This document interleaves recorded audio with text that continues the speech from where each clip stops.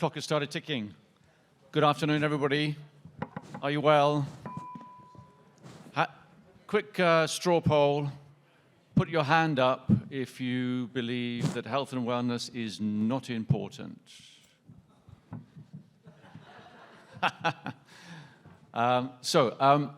We have quite a lot of people on the stage at the moment, as you've already worked out. But strangely, there is a balance here. The topics that we're talking about today appear to be quite disparate. We have health and wellness on one side, we have branded residences over here, and resorts in the middle, okay? But here on the panel, what's interesting is we have a balance, because we have representatives of the global hotel world. We have Hyatt, Takuya, and we have JD from Marriott. We have the entrepreneurial, more regional side of the hotel owner-operator world with Otmar and with Mark. And the linchpin, the key in all of this, is Ulrika, who sits there being responsible for the environment, okay? Because that's the focus of her role, okay? I'm not going to try and explain what everybody does. I don't think I need to explain Marriott. I don't think I need to explain Hyatt. I don't think I need to explain Falkensteiner. Perhaps the people here are probably slightly more familiar with CPS Holdings and what Danubius and Sana do, but I'll leave it to Mark to explain, and I'll leave it to Ulrika to explain, because it's quite technical and I can't do it, okay? But as I said, the subject matter is quite broad, but in a strange way, in the context of resorts, and we all know that in this post-pandemic world, this idea of resorts and vacation and revenge travel and that dreadful lifestyle word has become a real thing, not only for us as consumers, because we now, I think, value that time much more, perhaps, than we did before, but also if you look at the real estate investment market, there has been this realization that actually this type of stuff is pretty profitable if you do it right. Yeah? And there's been this movement, there's been a lot of funds focused on this, on the so-called resort world. But in all of that, as I always say, in resorts, it's not about the room, it's about what you do when you're not in the room.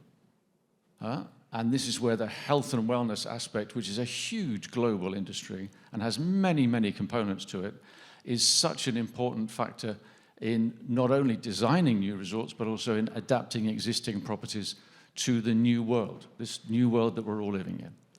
So I'm going to, if I may, I'm going to ask Otmar to start this off, because I know, and you all know Falkensteiner, and you are heavily into the resort market.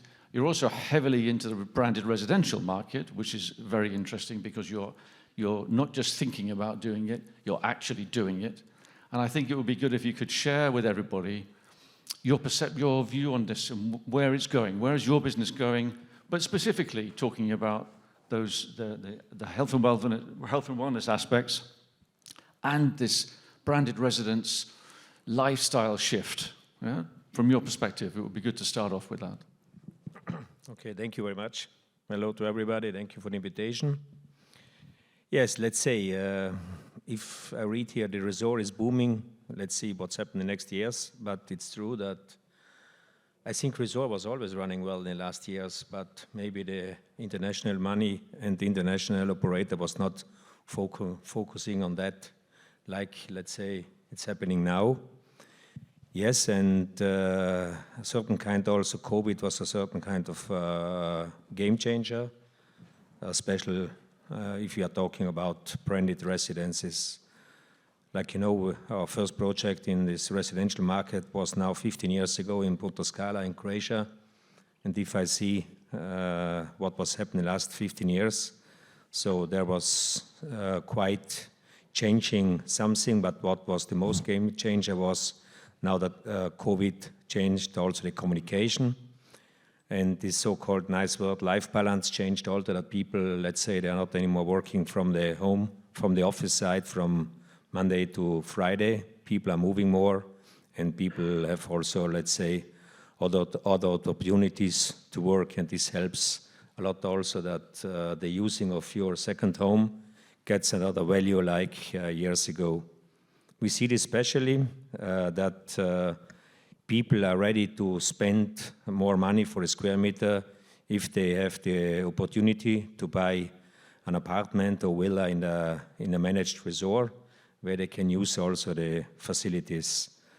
Clear, we are doing, maybe this some news, the next big project, what we are doing is now in the Lake of Garda on Salon.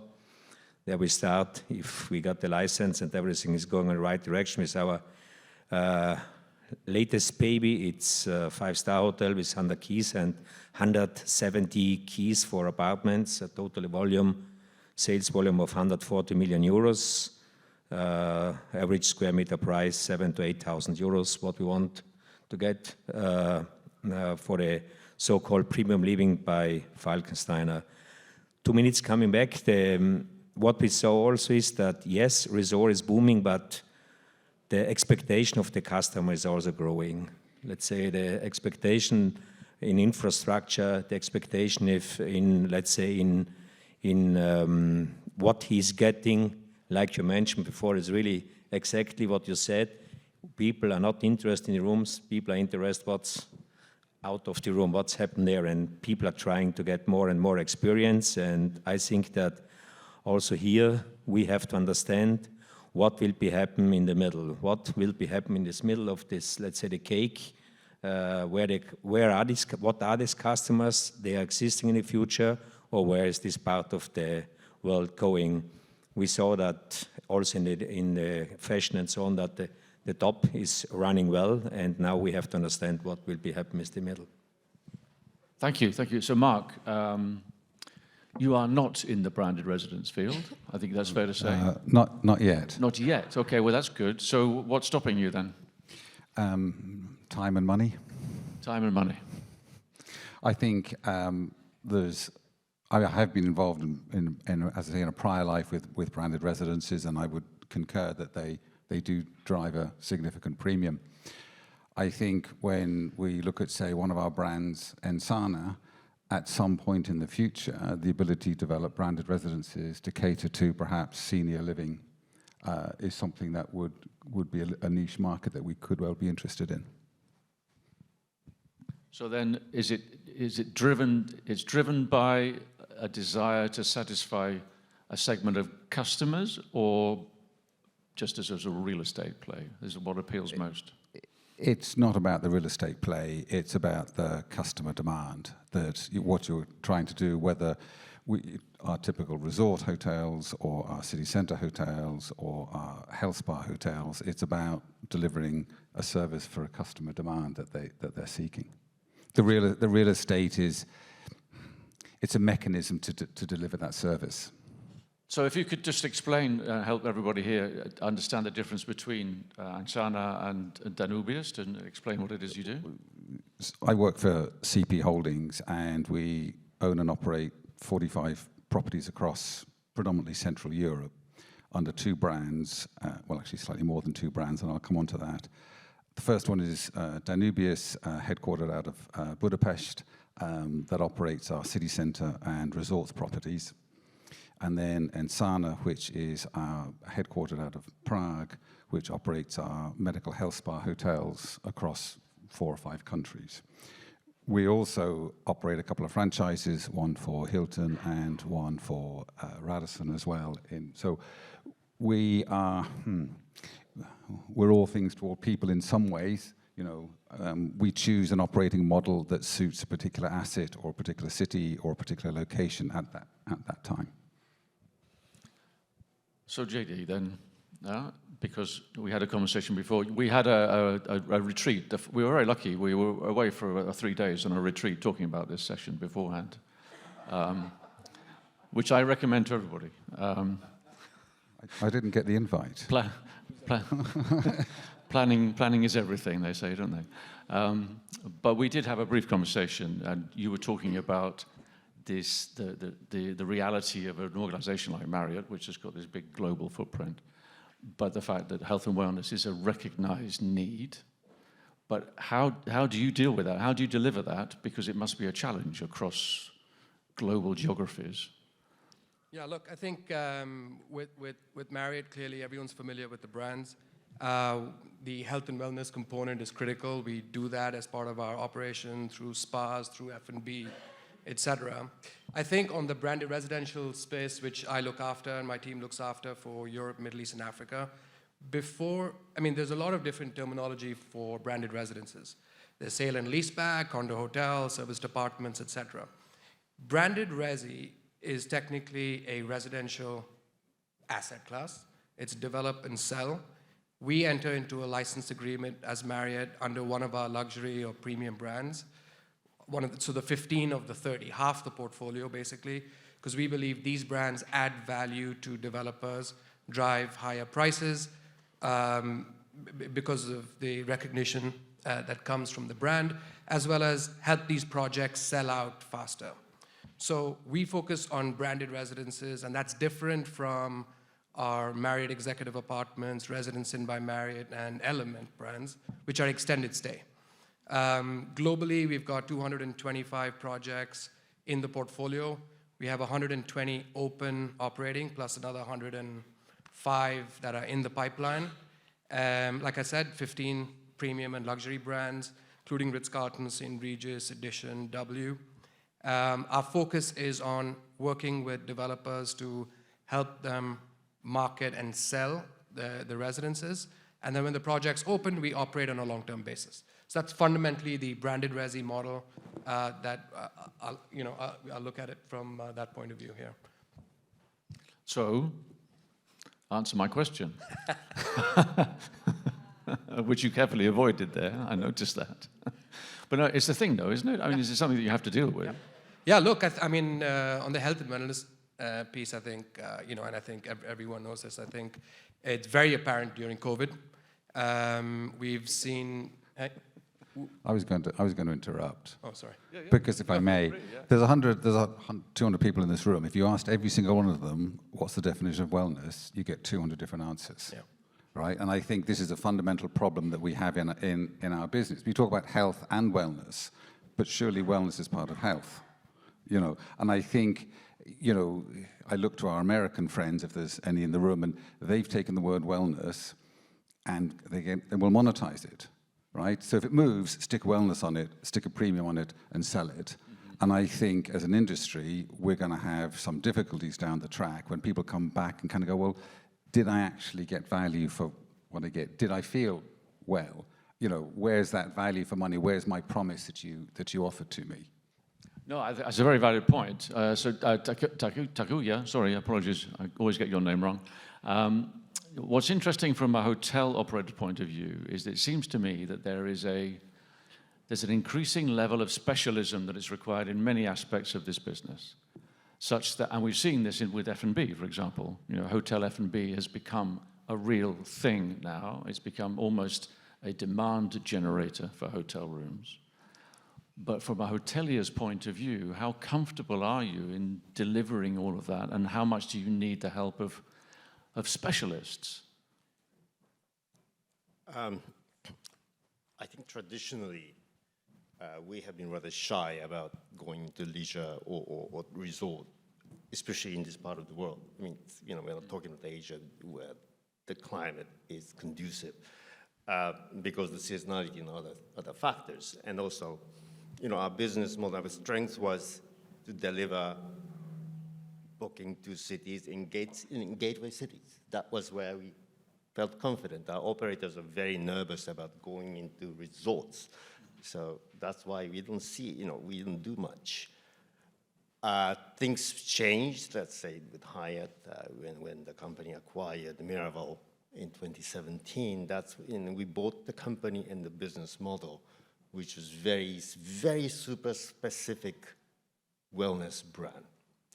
And then in 2018, Hyatt bought Two Roads Hospitality, and with that came Alila, which is another very interesting resort-focused brand. And then 21, we bought ALG, and so now I think there's enough knowledge within the larger Hyatt to actually tangibly deal with it. But otherwise, our traditional Hyatt colleagues wouldn't be able to do it. So we in a way, we bought the knowledge.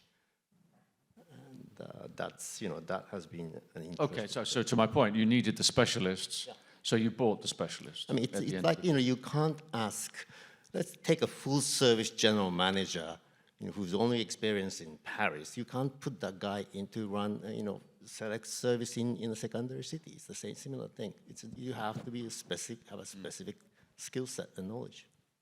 So, Otmar, within your business, do you effectively outsource specialisms, or do you bring them in-house and build the knowledge within Falkensteiner to deliver specialist services? Look, we are this year 66 years in this business just for leisure.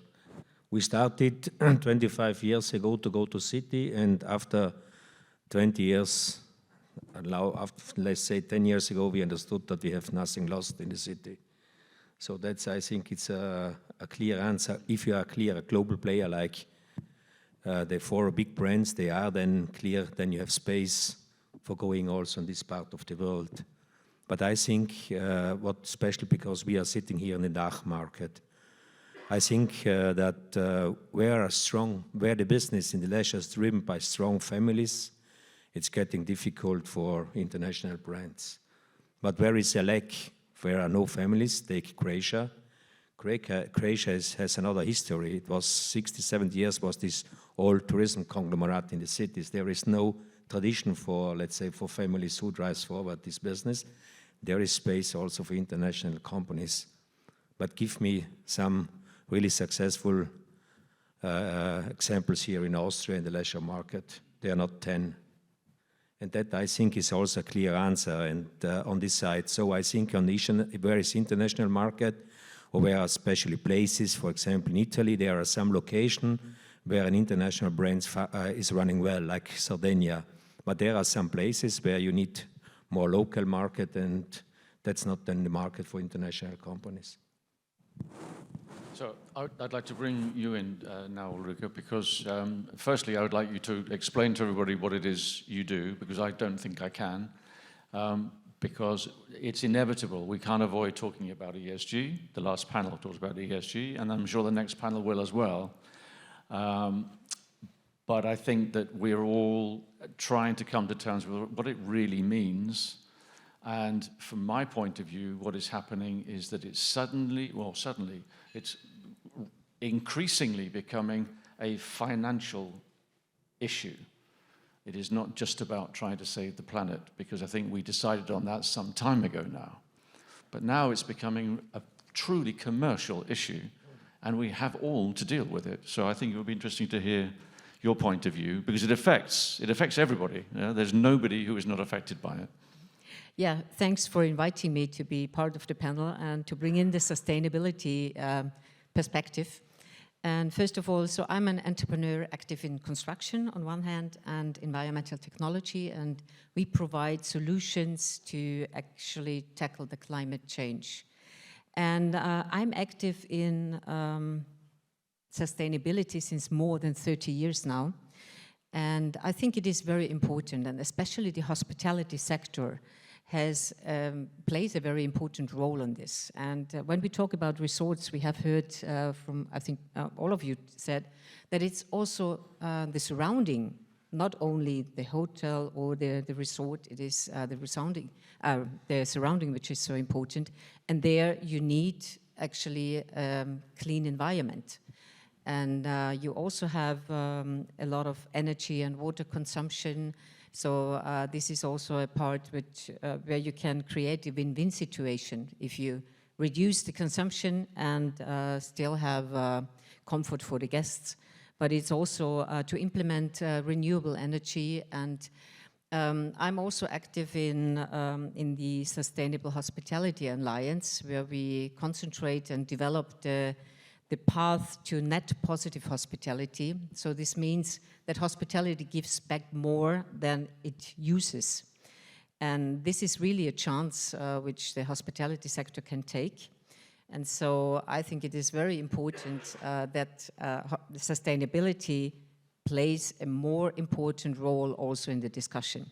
You have said already, if we talk about ESG, taxonomy in Europe especially, I think if hotels are not considering sustainable measures, then it will be difficult to, on one hand, attract the customers, because more and more customers are really looking for green hotels or hotels with less CO2 emission. And it's also the corporates. There are a lot of companies who are only booking rooms anymore at green hotels. And of course, so there, and the finances, the banks. So there will be not the financing available for projects which are not meeting the taxonomy requirements. And therefore, I think it is very important, and that's what we are bringing in. So we provide solutions. And I think this is also what it is very important, that you have a kind of toolkit where hotels can really say, okay, we can take those and those measures which are easy to implement and which really have a quick win. And then on the long run, to have then the investments which are costing more. But I always say sustainability is not a cost factor. Sustainability really brings and saves money. And I think with this perspective, we should also discuss further development in hospitality and especially also the resource part. So JD, a question to you on the back of that. Thinking about branded residences, as far as you're aware from all the projects that you have and the pipeline that you have, is this now becoming a visible factor in the buyer's requirements if you're a developer of a product? To what extent is the customer telling him, I'm sorry, but I'm not going to buy it if it doesn't comply with this set of rules? Yep. Look, I think it is the case, but it also tends to be the case that purchasers are more ESG conscious in mature markets, right? I mean, across EMEA, there's a lot of markets where developers don't necessarily have the advantage of putting in those cost controls at the design stage or investing what's required, but they just don't have that advantage. I mean, they don't go through that process. So I think it's dependent. I think in mature markets, I think, increasingly we're finding Dubai, London, some of our key markets where we have branded residential, buyers are very conscious of, A, from a design point of view, and B, also from an operational point of view, how we operate these buildings. So Mark, correct me if I'm wrong, but your products, your Angsana product is very much focused on local resources. Yeah? Yeah, it's very much. So you're sort of sustainable by definition in that sense. Yes, we use a lot of, we use geothermal mineral springs as a source of healing water, but in some locations it comes out of the ground at 70 degrees, and we then use a heat exchanger to bring it down to 38 degrees, and that excess heat is then used to, heat your hot water systems in the building. But I'd like to go back to a point that Ulrika made. It's about travelers and what they want and what they say and what they will do. There was a survey a little while ago to travelers, and they say, yes, they want sustainable hotels, but they won't pay for it. When it comes to choosing a hotel, their wallet comes first. And I think this is a challenge that we're going to continue to face, is that people vote with their wallets, particularly you're on a long weekend going somewhere, actually, I want that hotel, and that's cheaper than that. Yes, it's got green, but I'll go for that one.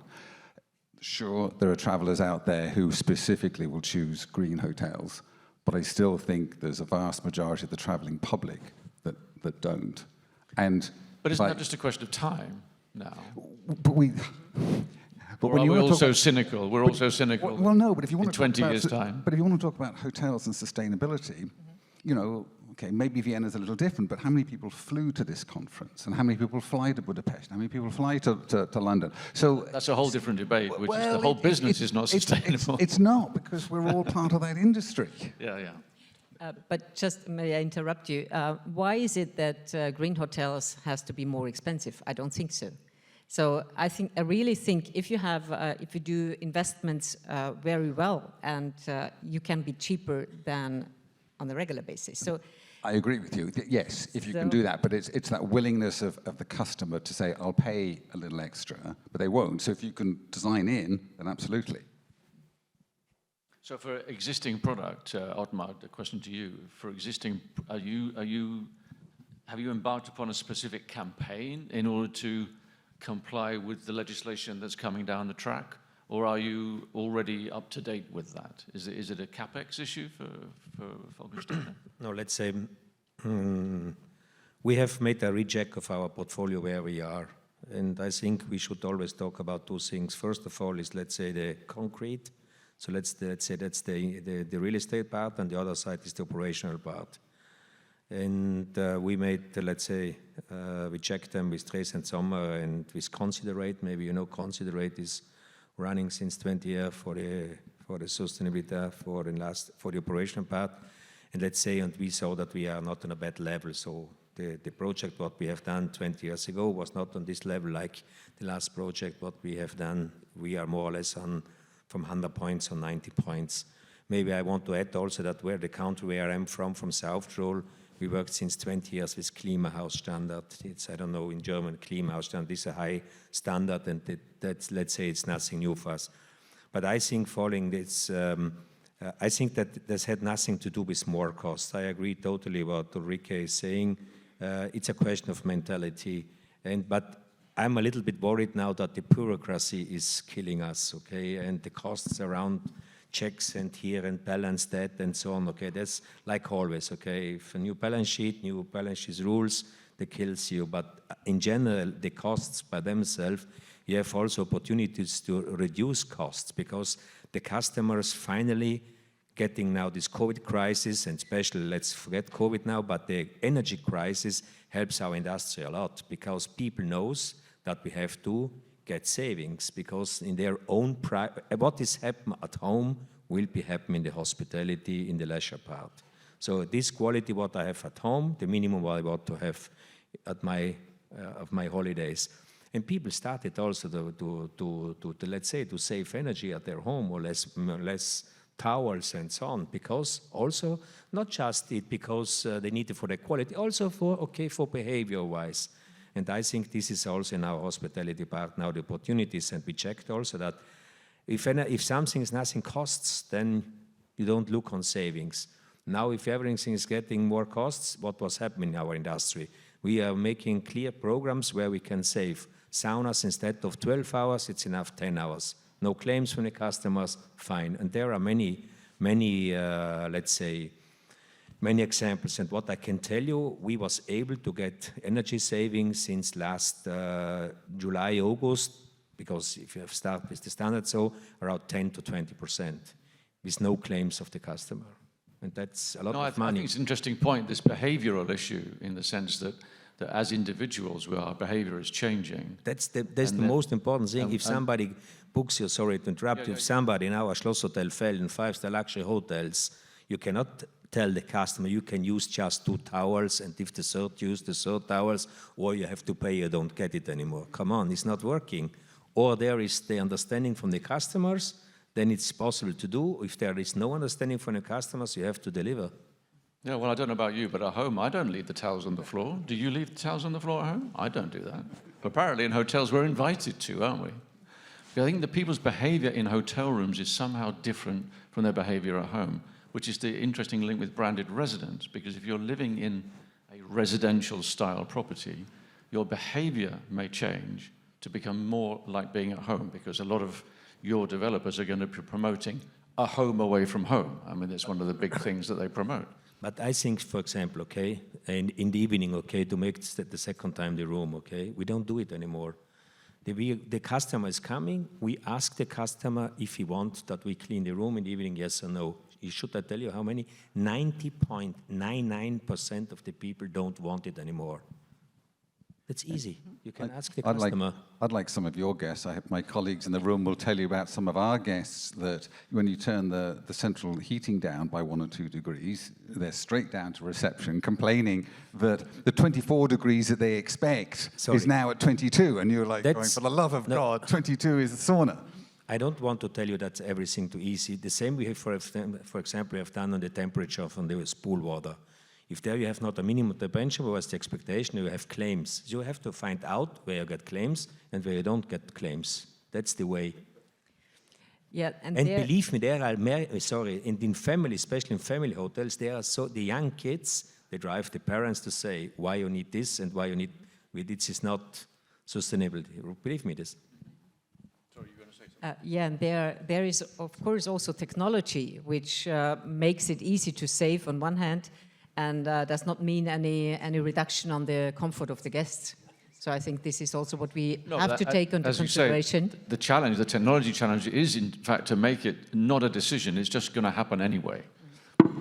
Because, except for your guests, obviously, Mark, you're clearly very strange people. They have high standards, shall we say. Okay, fine. So coming back to branded residences again, one thing that has happened, I think it's fair to say, in the last, say, 5 to 10 years, is the creation of resort products that are uniquely residential. There is no hotel, quotation marks, whatever a hotel is these days.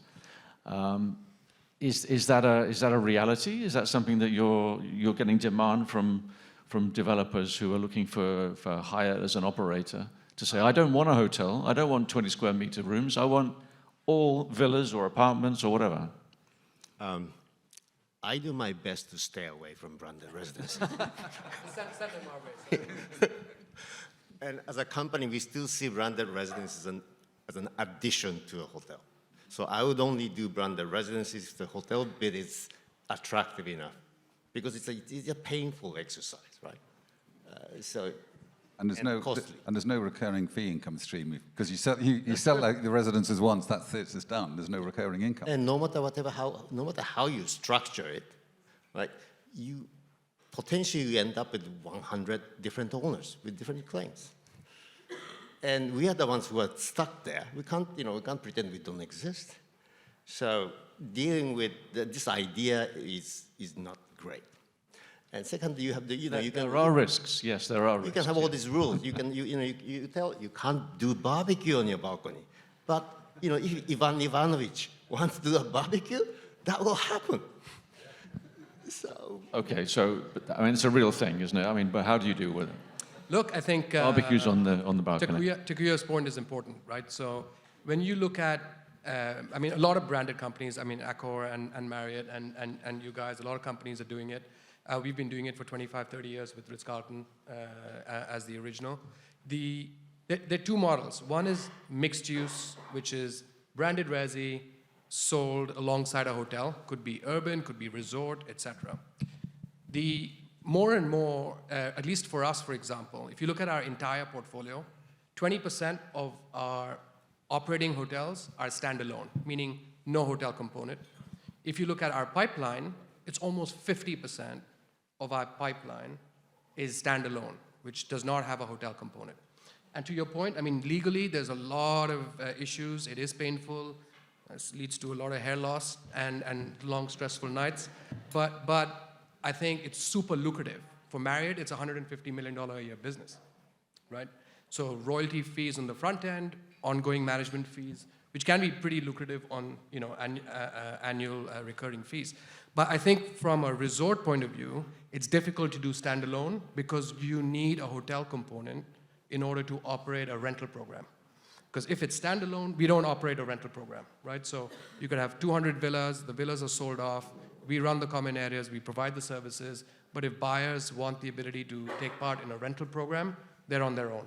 Because we don't have the infrastructure. We don't have a GM, DOSM, et cetera, to run the rentals. So we need a hotel component in a resort. Yeah, it's a platform. It's an operational platform. Yeah. This is what you need. You're quite right. Does anybody have any particular questions for these guys? We're happy to talk, but anybody want to ask a question? There's a couple of minutes left, so there's plenty of time. Did I see somebody with their hand up over there? Hi. Yeah, no, I have a question about branded residences. To what extent are your products, to those of you who are selling branded residences, are they investment products?